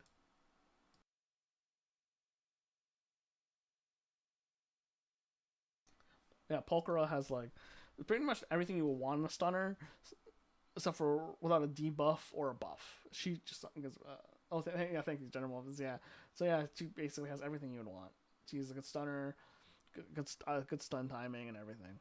So I'd highly recommend building her. Like, these are the 5 A ranks. Like, I'd highly recommend someone to build. You want to build Nicole, Sokaku, Monato, Piper, and Pulchra. The other A ranks have pretty much had their time had their time in the sun. They're pretty much not that great. I wouldn't recommend for long-term longevity, but like if you need an A rank, if you need to build the team now, Penny's still good. Lucy's still pretty good. It just wouldn't. They're just not great long-term. Is all. And yeah, Lucy is still pretty strong. I kind of like the mechanic where she like the baseball mechanic of hers, where like if you held down her EX special, her buff lasts longer. And I do like the little pigs, the little pig Thyrans run around her when she's like when she's on field, and even when she's off field. That's a cool mechanic. I wonder if they ever redo or reintroduce it to the game. She's pretty cool. Highly recommend her. Before when the season 1, now season 2, I don't know if I would recommend her, but if you need a support, I don't see she's bad. I just don't think I think you would easily replace her later on. Is like the only thing I would say. But still good. If you want like a honorary 6th best A rank, she's definitely up there. And I'll give Rena. Rena's pretty strong, but the problem is you need M1 or is it M2 to make sure the buff stays long. Basically, here she has a buff where she upgrades your pen ratio, which basically lets you ignore defense and resistances, I believe. I can't remember exactly what pen ratio does, but it's very strong. It's just that we don't want to deal with pen ratio that often, and we're going to a rupture meta. So in this rupture meta where they ignore defense, pen ratio is not very useful. So there you go.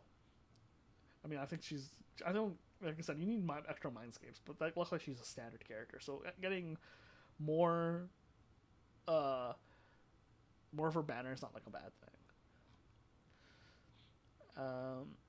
And then we're moving on to tier 2. I would say this. I'm allowed to say this. There are rumors. These are just forum rumors that Soldier 11 will be getting a buff or maybe a new character. Like that's what people are thinking right now. She might be getting a new, because she's one of those characters people love, and she has this cool mechanic where like if you time her attacks perfectly, she gets this thing called suppressing fire. Where is it called suppressing fire? I think it's called suppressing fire. Where her sword lights on fire, and if you time it right, it's like the first one you can't get it to turn on fire, but after the first one, which is the second attack, after the second, after the first attack, every time she swings her sword, it'll light on fire, and you can do it up to like I think pretty much forever. I think, and then it'll increase her damage and her crit rate and her crit damage. I think, right? So it's like it's a really good thing to have. It's like a very like small uh skill thing that can show off like how skilled the player is. I used to be able to do it for a while. I think like up to 10 or an 8 or something like that in a row. I think there's a medal in the game where or achievement in the game where like, if you do it 11 times in a row, you get an achievement. I think I used to be able to do like 8 to 9. I can't do it that hard anymore, but I'll probably practice again. But she's very strong, very like there's just enough wiggle room to see the bad players versus the good players, and I think that's the kind of mechanic you would want in the game in terms of like learning if a character is good or bad or not for meta. And I think this is a good one to keep an eye out. And I honestly love playing her because she's just so fun. Because there's a skill like yeah, that's the word I'm looking for. A skill expression she has with her, and I think she's still really strong. I mean, I pair her up with Seed. It's like I've Seed Astra and Seed Astra and the Soldier 11 is a pretty good combo in my opinion, and it works pretty nice. Or even pair her up with Orphe, Soldier 11, Astra is pretty good too. And then you got Kaleda. I still think Kaleda is one of the better stunners in the game. Like she can stun a unit so fast. She stuns units so fast. She's probably the fastest stunning unit. Only problem is she doesn't really give you anything while you're in the stun. I forgot to say like just like Soldier 11, Soldier 11 is selfish. Like she doesn't provide any buffs to the team, which is why a lot of the new attackers provide buffs or debuffs. So if you look at Ambi, she buffs Aftershock. Seed buffs other attack units. Orphe debuffs the enemy. So like if you see a new pattern, a lot of these guys do that now. Ellen doesn't do that either. She's kind of selfish. She doesn't really debuff or buff, right? Actually, I don't 100% know that with the rework, but I think that's the case still. Same with the other agents here. They don't do that. That's the new trend is like either you do some sort of weird anomaly thing where you can like quick swap and or like you just on field back and forth and you can trigger disorders quicker. There's this thing where you can debuff or buff your allies, or you can buff your allies, debuff your enemies, and some of the older agents don't do that. And going back to Kaleda, she doesn't really give you a buff while you're in the stun window. She just gets you to stun window super fast, like ridiculously fast. And I will say it's kind of a shame because she used to have this cool animation tech with Ben over here. Ben and Kaleda used to have I think it was either their if you do the basic attack 3 times, I think, or was it the special EX? I don't know. I don't remember, but Kaleda would jump up in the air to hit somebody, and then during that animation when she would jump up in the air, Ben would actually help her jump even higher, and she would smack the enemy down with her hammer, and I thought that was really cool. And then there's another one where like they have an ultimate animation scene together, and now I thought that was also really cool. I don't know why they took that out, but I do think those are some cool animations they can do with new characters and or fix their animations. Maybe they get a new S rank. You never know. She is an older unit, but I do have this weird feeling Bellabong is supposed to be more important in the story eventually, because one of the I want to say there's some. I mean, I don't know yet. I'm not 100% sure yet, but like, I want to say they're gonna reuse some of these characters. We just haven't rerun into them yet again, and I think that's when they'll start reusing them. But we'll see. Which is why I kind of like the reworks, because they give the character a chance to do something else in the story. And then moving on to the niche characters. Oh, geez, these guys, I'll have to personally say, I barely know how to use some of these characters. Because yeah, I don't know. Like I know how to use Corrin, I know how to use Billy, I know how to use Nekonata, but Anton, I've heard how to use him. Grace, I've heard how to use him. Seth, I've used him, and then Ambi and Ben. Yeah, so I don't want to talk too much about these guys, but I have seen a guy do crazy damage with Anton. Anton again. I heard there is a bug in his kit where you can 4 times his damage, or was it more than that? I can't remember. But there's a bug in his kit where one of his moves gets a 4 times multiplier, which is kind of insane. Like, it's kind of insane, and I've seen it once. I've seen a YouTube video of this Korean guy doing it, and I can't pull that off. That's why I'm like, it should be like an asterisk saying if you are expert tier, he can be 0.5, but like I can't do that shit. And I have the same thing with Billy. He's like, well, I'm not that good. I've seen people clear content on an M6 Billy with like a Sanby M5 engine clear crazy content. I'm like, or I don't know. I've seen people who are way better than me, clearly just like mechanically gifted gods out here rolling around with Anton and Lily just clearing content, and I can't do that. I'll admit it. I'll tell you when I'm outmatched. These guys are monsters, like absolute monsters on Billy and Anton. I can't do that shit. But yeah, Grace is pretty low. Grace is super low, Mr. Muffins. General Muffins. Corrin, she's kind of similar to Piper in terms of a playstyle. She's a hold down EX special, and she like buzzsaw people to death. And she's pretty strong. I'm actually looking forward to when these two agents get S-Class reworks, but we'll see if that ever happens. And I don't know if Corrin has anything crazy, because I haven't seen any Corrin mains do anything crazy, but I've seen crazy things for these two guys. The girls, for some reason, love Billy and Anton, so I have nothing else to say about that. And they're crazy good. And then you got Nekomata. Never met a Nekomata main. Have met a lot of Soldier 11 mains, but never met a Nekomata main. I heard some people were trying her out, but I heard she's strong. I just never really got into playing her. But seeing a tier 3, I can see that. Not much to say there, really. There's not much to say about Nekomata being tier 3. Yeah. Except for the memes, really. Grace being tier 3. So, tier 3 Grace. Yeah, she's kind of low. And I agree with that. With a lot of people are saying. The problem with Grace is she kind of suffers about being an old character. Like, she's like one of the founding characters of the game.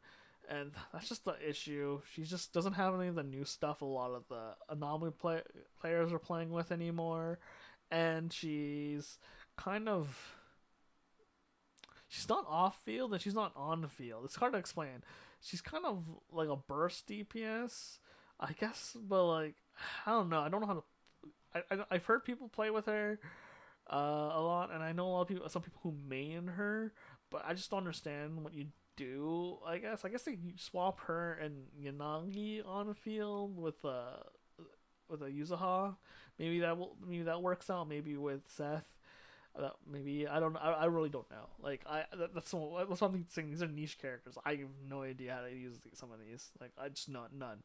But I have heard people use her. But I think she just needs a rework, because again, she's one of those older characters that not a lot of people know how to play. Kind of like Nekomata and Soldier 11, along with some of the older characters. Even though the game is only just a year old. But I'm pretty sure they'll revisit her, because I do think it's just some of the older characters. I think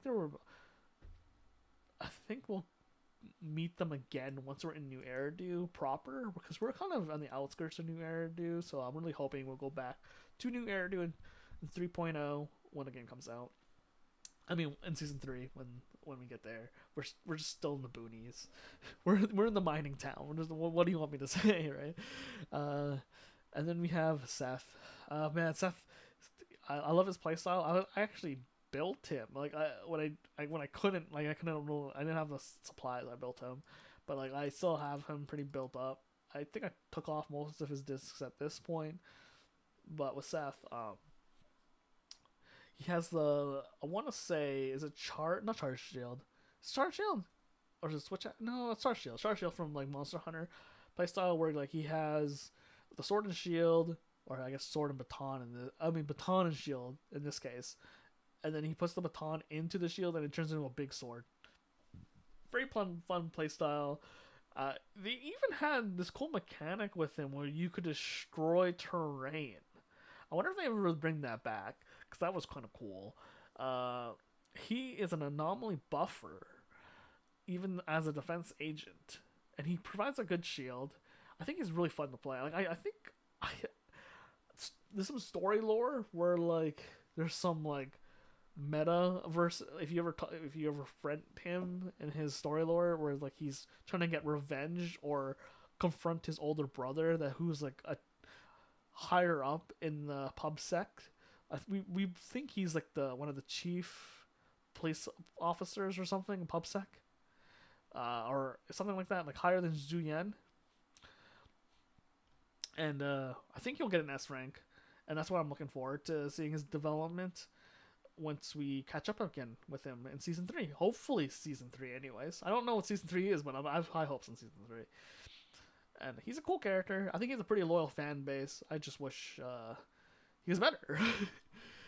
But yeah, I think he does deserve a buff, and as a buffing anomaly agent with a cool playstyle. And then when we have Ben, I do say Ben is, I say Ben's the weakest A rank in the game. Like even Ambi, like Soldier, not even regular Ambi, is way more interesting to play. Like you got Ben, he has some cool animations with Clada, like I said earlier. He does provide a shield, but he's a defense agent that you have to do, that is scaled, that it should be played as, I'm trying to rephrase it, but it could be played as a attack agent, which is really, really weird. Think about that. Like, remember what I just said. He is a defense agent that wants to be built like an attack agent. Doesn't really make sense. Because he doesn't do enough damage to be an attack or a DPS agent in the game. So he doesn't do enough buffs to be considered a support. But he just scales better as an attack. Which makes it just weird. It's just a weird agent. I would not build this guy. If you could save yourself the resources, don't build him. Maybe get him to like level 50 so you can get the standard banner tapes. But that's all I would really try to invest in if you're trying to invest in this. Wouldn't do anything otherwise. And Ambi, probably something similar, but you can still use her as a stunner, because if you do I think it's the basic. If you basic hold basic for 3 seconds, she does the lightning bolt thing, or the thunderbolt thing, and that does a lot of stun meter and does a lot of damage, which is very good. I've seen people clear some Hollow Zero runs with Ambi, regular Ambi, and I'd say she's better off than Ben. She's not the worst agent, but she's like one of the first units you get in the game with Nicole and Billy. So she's not crazy good, but I've seen people still play with her, and she's still decent enough. I've seen people still clear content with Nicole, Billy, and regular Ambi. So that goes to show that, right? Regular Ambi is still better than Ben. So especially them 6. So that's really just my opinion on that. So this is where I'm going to move on to talking about Yidhari when she comes out in roughly a week. I'd say 6-7 days, maybe 5 days from now. So essentially, with Yidhari coming out, I suspect she'd probably fall. Well, I want to say she'd go to 0.5. Right, because they're obviously going to shill her, right? When they're shilling her, they'll probably put in a boss.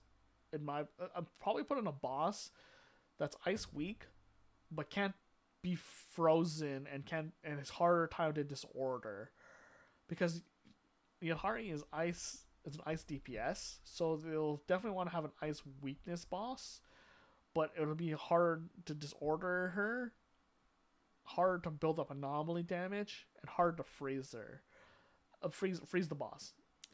So hard to freeze, hard anomaly, and hard to freeze. Hard to freeze, hard anomaly, and hard to freeze, hard. I'm trying to think. Well, hard to freeze, hard anomaly, and hard to disorder. Those are the words I'm thinking about, and I think that's what they're trying to do and be ice weak.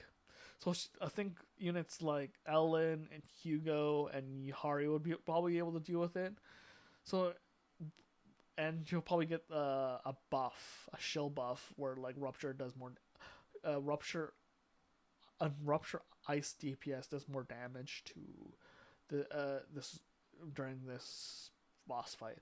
It's kind of buff. That's probably what will happen, and that's why she'll be in tier 0.5. But I think she'll land somewhere around tier 1. To be honest, because there's even with her mechanics, where she does the whirling spin and she does lower her HP. I feel like some people won't be able to manage that HP bar situation, even though you could heal it. And I don't think people will be able to time that. I think there's a lot to manage, so I don't know how they're gonna rate her. But I'd say it'd be tier 0.5 at first, with a chance of being tier 1. And I think tier 1's fine. Like most agents, tier 1 can clear content. No, not a problem. I think tier 2 you can still clear content. Anything tier 2 and up, clear content easy. Niche, you have to be really good at the character. At least that's how I think of it. Because that's why it says meta here, right? And this is Apex, right? Like these guys clear content no matter what. Like you, and then yeah, that's how I think she's gonna land. Just 0.5 right here, and then maybe going to tier 1 later on, and then we have Bonnie and Dylan, and I have my suspects with Dylan. I do believe she's gonna be. I want to say she's gonna be tier 0 support. Bonnie, no idea.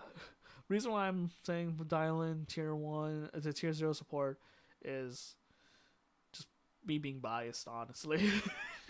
He's like, if she's a stunner, looks like her kit's gonna be. I wish we don't know anything about her kit, to be honest.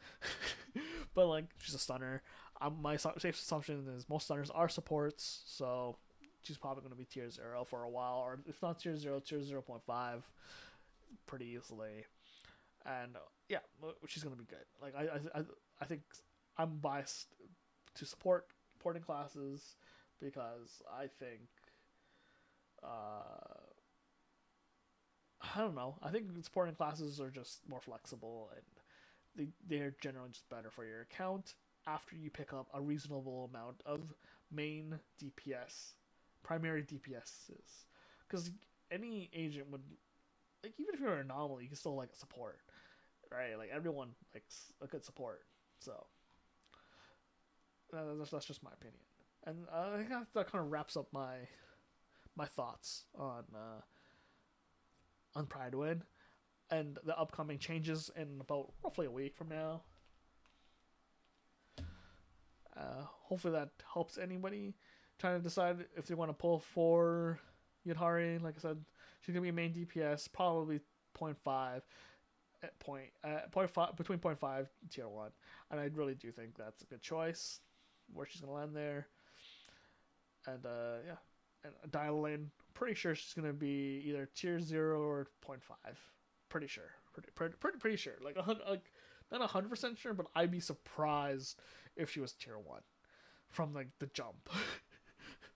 I'd be very surprised if she was tier 1, just because being a support lets you have a little bit more leeway. Because as long as you bring something more than damage to the table, which you are obviously going to do as a stunner, because like, you're not going to do damage. Your primary thing as a stunner is not to bring damage to the table.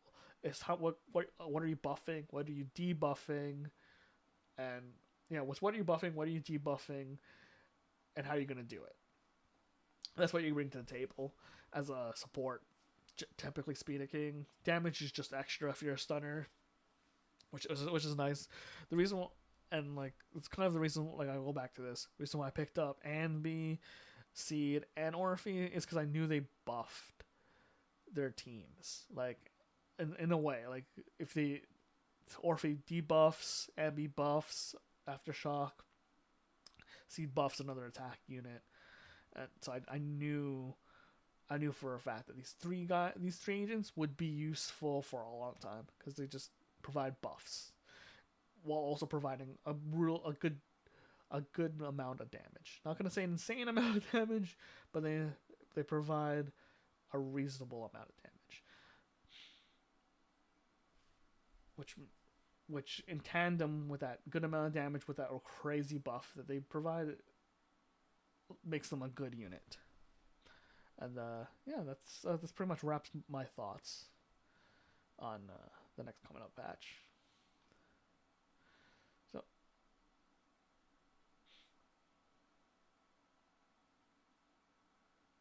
hope that's informative for everybody. And we're just gonna hop back into ZZZ and wrap it up for the night because it's already. I think it's already like 9 o'clock my time. Like, no, yeah, past 9. So we're just gonna wrap some stuff up and call it there.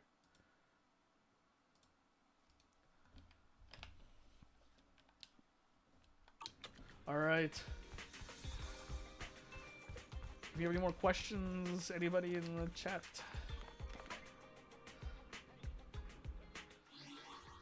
Yeah, Grace is kind of low, but I think it's reasonable to say why she's there.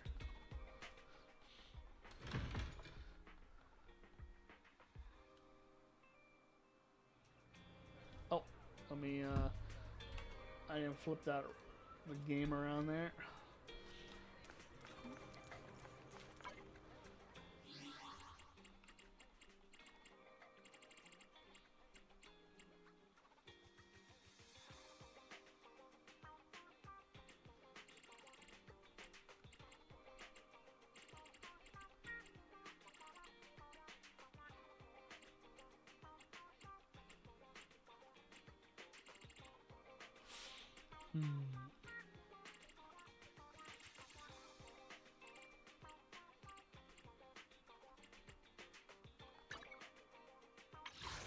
Yeah, it's only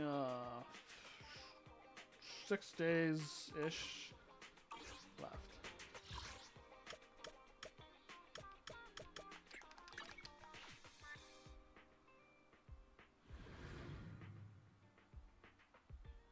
Yeah, if you have any more questions there, General Wolf, just ask. Like, I'm available. Like, I don't know. Hopefully, I have more videos about it on my YouTube.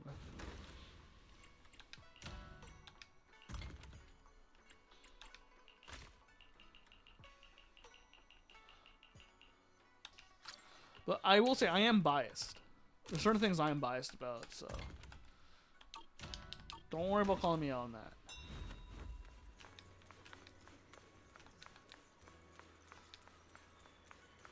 Huh. What is this? Oh, but the gang look. I haven't seen this one. Oh, your school requires everyone to do internships? Though Yuza briefly mentioned it before, the details are more interesting than I thought. From everyone's description, it sounds super fun. Fun? Not really. It's mostly just hard work. Though I gotta admit, sometimes you meet some interesting characters. Anyone looking for an internship? What a coincidence running into you on the street again. Alice was asking me and Monato about our part-time jobs. Sounds like she's never worked a part-time job before. Our school doesn't seem to have that requirement. Since most students come from affluent families, the school assumes we've already been exposed to management and decision-making through our family's businesses from an early age. Whenever I chat with Alice, I can't help but think, yep, she's definitely a proper lady. Right when Alice was bawling her eyes out, it was hard to imagine her as the same person who's always going around with a straight face saying, as a member of the Timefield family. His impression is spot on. No, don't bring that up again. That makes me remember those embarrassing moments. Alright, if we keep going, you'll definitely blow your top again. I'll be merciful and let you off easy today. I need to work harder on controlling my emotions. I'll watch more horror movies to practice. Stop teasing Alice. Have you forgotten? She took your advice and watched 3 thriller movies to build up her courage, but she got so scared she had to sleep with the lights on for a whole week. Well, since we're in a spook shack now, it's definitely time to work on that courage. Getting scared a few times will raise your fear threshold. I'm not lying to her. Let's talk about that internship instead. I'm getting flashbacks of that gruesome scene again. Mato, since you've worked so many part-time jobs, you must have some memorable experiences, right? Can't come to think of it, yeah. There was a time I joined a new project, and the boss quit on my very first day. Then, to keep the project running smoothly, the company had me take over my former boss's responsibilities. It's just 1 week, promising me that after graduation, I'd officially become part of the leadership team. When I insisted on leaving, they tried every way possible to get me to recommend someone else to take over my position. Working at a company like that must be really tough. Sounds suspicious. Don't even get me started on all the shady companies Mata has dealt with. We'd be here for days. My work experience probably doesn't hold a candle to Mato's. Apart from helping out at Dad's shop with stocking and handling, I've only done the occasional odd job here and there. Still, sometimes we get really troublesome customers, even more annoying than the ethereals in the hollow. Like, they suddenly barged into our shop, insisting the decor is an eyesore that ruins their mood, and demand compensation for emotional distress. And then there were those who broke stuff they brought, come back claiming our products are defective, until we pull the security footage and they slink off all embarrassed. Sometimes you even get competitors coming in to snooping around, or those who owe us money of flipping the script and claiming we owe them. Dealing with all that really took a lot of me. Who would have thought Folumi Heights looks so peaceful on the surface, yet so many bad seeds. Running your own shop comes with its own headache too. Yeah, but you know what? There are plenty of good things that haven't worked too. Like those moms who come back to the store just to thank us for finding something their daughter loves. And they say our prices are fair. We got loyal customers who keep coming back. Alright, when that annoying customer was harassing me, this kind stranger was shopping in the store and came to my rescue. Plus on weekends, my little sister Kaede sometimes comes to help out. Everything's so much easier with her around, even though she's always been nice, caring about me. Blessings and misfortunes really do come hand in hand. Yeah, just like you all said. While I met my share of shady characters, I also got to know this really kind old guy who taught me a lot about navigating the world. Your trips all sound so interesting. I feel like I only know about things within my family, and I'm not too familiar with anything that's too ether related.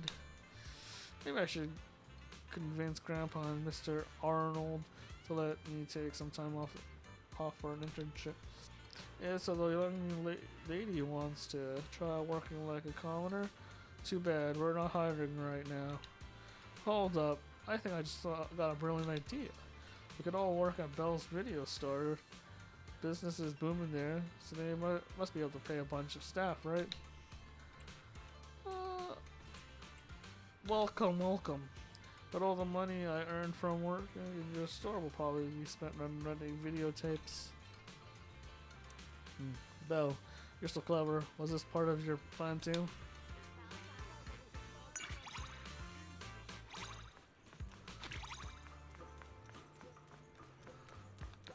That's an interesting one. I've never seen that one. Alright. Yeah, there's not much left to do here. We're just gonna spend my energy.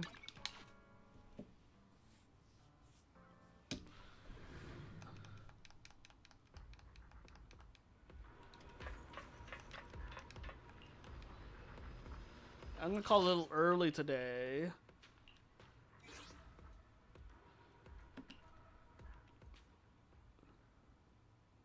Probably. Maybe.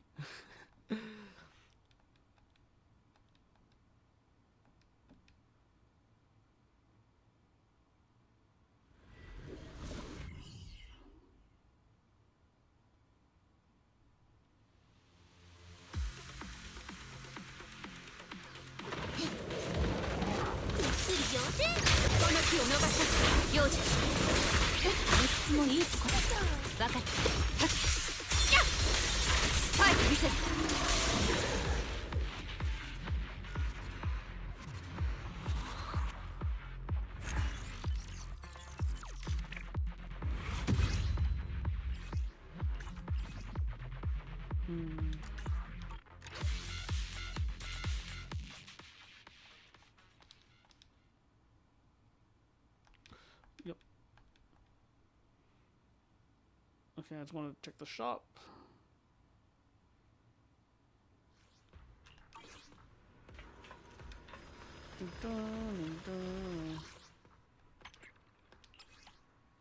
I took out 5 coupons. Nice. And I can get these discs.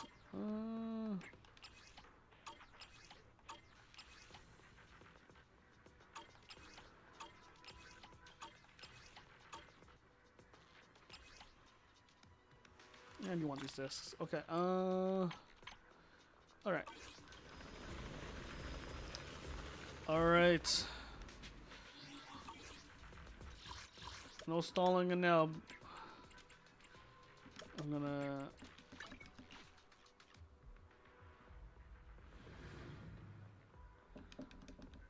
We're just gonna hit the radio. We're gonna hit the radio and call it a night, boys and girls. Alright. This is been a night good stream, I think. Gonna check out Connor here a little early, sadly. I don't really have anything else planned, so hope you guys enjoy the stream.